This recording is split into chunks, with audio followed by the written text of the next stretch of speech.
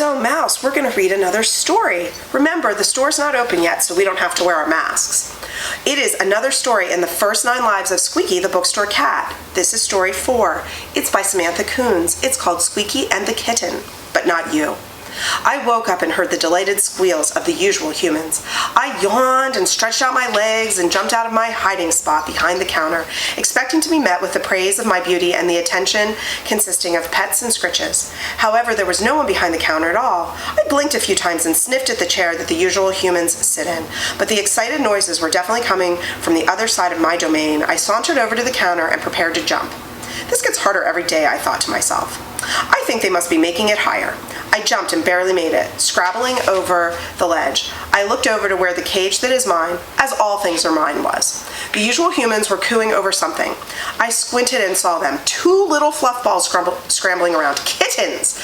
No, I yelled, but the usual humans didn't seem to hear me. I jumped down and patted over, slipping between the cage that is mine, as all things are mine, and the usual humans. Return these kittens at once, I demanded in my most commanding voice. The human who smells like a dog leaned over and gave me a few pets. You want to meet the kittens too, Squeaky, it said? No, I don't.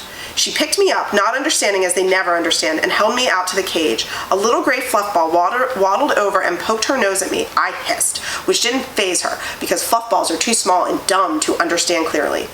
Squeaky human who smells like a dog, chided as the gray fluffball cocked her head at me. Dog human set me back down on the floor and went back to cooing at the kittens. I prowled away and spent the rest of the day hiding behind the magical curtains that only the usual humans can enter. After darkness had fallen on the store that night, I slunk back out to the cage that is mine, as all things are mine, and yowled my best yowl. The fluffballs peered down from the top of the cage that is mine. Yow, said the gray one, once again cocking her head at me.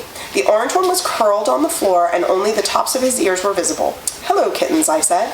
I want you to know that you are in the cage which is mine, in the store which is mine, and that all of the humans are mine. She stared down at me. Will you play with us? She said. I went back behind the magical curtain until morning. Despite explaining over and over again to Mother the next morning why it was a terrible idea to keep kittens in the store which is mine, they remained. I did my best to ignore them. They were only kittens after all, and I suppose it was not their fault that they were only kittens. Sometimes Mother talks about when I was a kitten, but if I really was a kitten, I'm sure I was very exceptional. So we'll go back to this later. You are a kitten.